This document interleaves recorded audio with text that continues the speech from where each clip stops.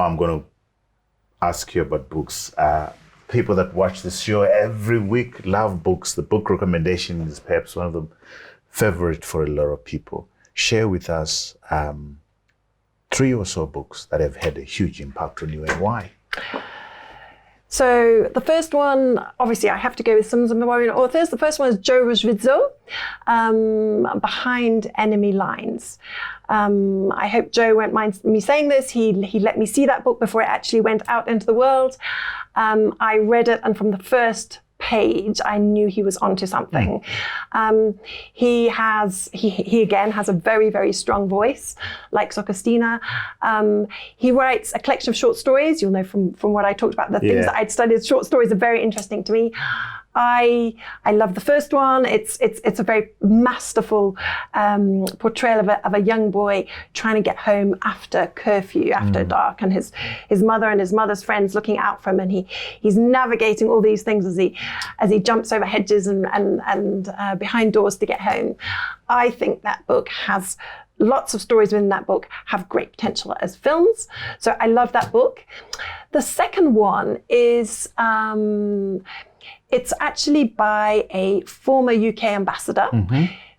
His name is Tom Fletcher, and it's called 10 Survival Skills for a World in Flux.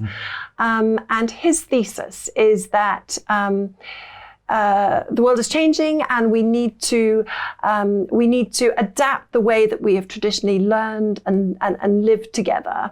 He also places a lot of emphasis on books and making sure people are able to read books. But he has very interesting and insightful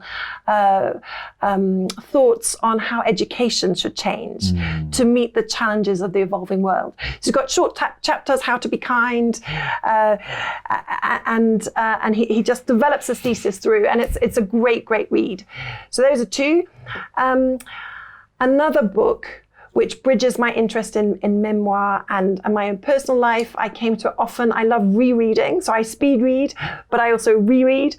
And it is a book called Miriam's Kitchen by a US journalist called Elizabeth Ehrlich. It's not a recent book now. I think it's probably 20 years old.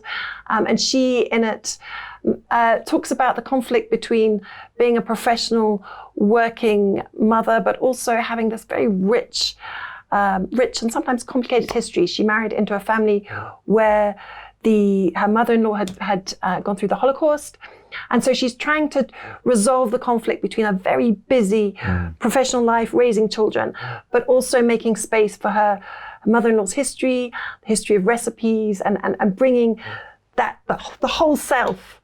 And I'm interested in that, bring the whole self to work and life.